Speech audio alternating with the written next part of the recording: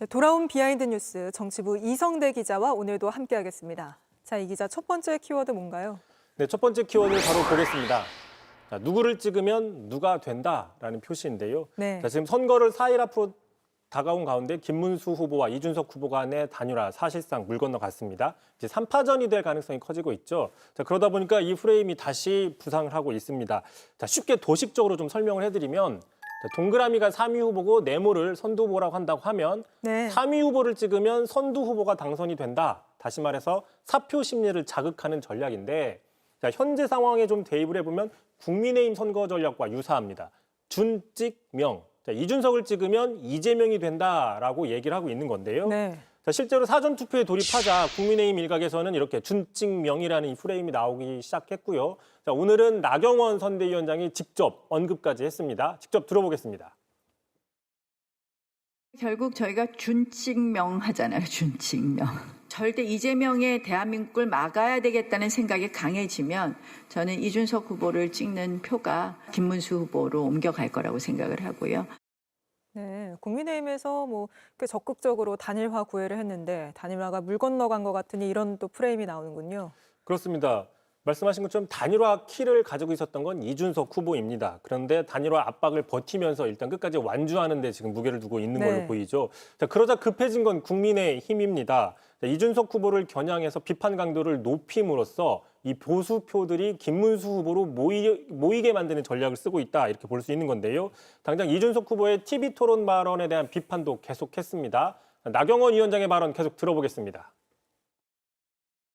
아들의 문제를 제기하는 과정에 있어서의 좀 투박함이 또 이준석 후보의 표를 김문수 후보로 옮길 수 있다고 생각을 합니다.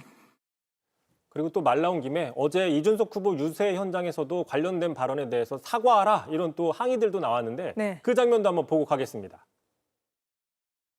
윤석열 당선할 때 국민의힘 대표였는데 사과할 생각 없으십니까? 갈라치기 정책 그만하십시오.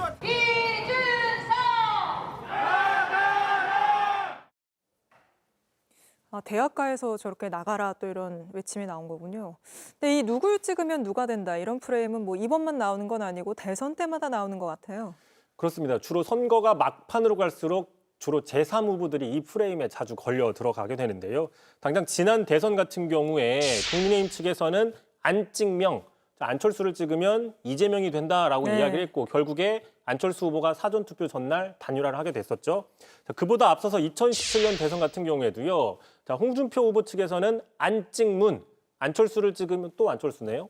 안철수를 찍으면 문재인이 된다. 네. 반면 민주당에서는 심찍홍, 심상정을 찍으면 홍준표가 된다. 이렇게 서로 간에 프레임을 활용한 적이 있습니다. 거슬러 올라가면 97년 대선에서 사실상 처음 나왔는데 아, 네. 당시 3위를 했던 이인재 후보가 TV토론에 나올 때마다 자, 이인재를 찍으면 김대중이 되는 게 아니라 이인재가 된다라는 발언을 자주 해서 화제가 된 바가 있습니다. 네, 이번 대선은 어떤 결과가 나올지 저도 참 궁금합니다. JTBC 개표 방송으로 또 확인을 해봐야겠죠. 예. 다음 이슈도 보죠. 자, 두 번째 이슈 바로 보겠습니다. 내 노트 내놔. 자, 지금 유시민 작가가 김문수 후보의 그 설란영 여사 관련 발언이 계속 네. 논란이 되고 있는데 국민의힘에선 선거 막판에 이 문제를 집중적으로 공세하고 있습니다. 자, 윤희숙 여의도 연구원 원장이 자신이 대학 시절에 유시민 작가에게 필기 노트를 빌려줘서 유 작가가 졸업을 할 수 있도록 도와줬다. 그런데 이걸 후회한다 이렇게 주장을 했습니다. 먼저 들어보겠습니다. 복직된 선배가 제게 곧장 다가와서 자신 대학 졸업을 시켜달라고 자신 같은 훌륭한 사람을 돕는 것이 나라를 위해서 얼마나 중요한 일인지를 얘기했고 어리고 순진했던 저는 홀랑 넘어가서 한 학기 동안 필기했던 노트를 제공했습니다. 네, 이 유시민 씨 발언을 두고 오늘 하루 종일 비판이 이어졌는데 민주당은 어떤 입장인가요? 그렇습니다. 일단 유시민 작가 발언 관련된 질문이 나오자 자, 강훈식 종합상황실장 이렇게 얘기를 했습니다. 특정한 사람 이름 말할 수는 없지만 국회의원이나 민주진보 스피커 모두 발언 하나하나에 스스로 조심해야 된다. 말 한마디로 누군가에게 상처가 되거나 여러 노력이 물거품 될 수 있다라고 하면서 네. 자, 신중한 언행 막판까지 당부를 했습니다. 알겠습니다. 마지막 이슈도 보죠. 자, 마지막 이슈 보겠습니다. 하태경이 배후라니. 하태경 보험연수원장, 그동안 정치권에서는 네, 자주 오랜만에 거론이 듣네요. 되지 않았습니다. 네. 오랜만에 나왔는데요. 자신 스스로도 정치와 거리를 두고 있었는데 극우 유튜버들이 가만히 있지 않는다면서 극우 유튜버들을 고발했다고 밝혔습니다. 자, 자신의 페이스북에요. 이렇게 썼습니다. 자, 자신을 북한과 협력해서 부정선거 소프트웨어를 개발하고 또 부정선거에 사용될 전자개표기를 개발해서 선관위에 납품까지 했다라고 유언비어를 퍼뜨리는 사람들이 있다라는 거죠. 실제로 그 유언비어 중에 하나인 그 유튜버를 보시면 부정선거 원흉 K 전자개표기를 만들고 배포한 충격적인 인물로 하태경 보험연수원장이 네. 거론되는 저런 것들이 검색이 되고 있습니다. 벌써부터 이런 음모론이 나오는군요. 자, 그렇습니다. 참고로 하태경 보험연수원장은 2020년이죠.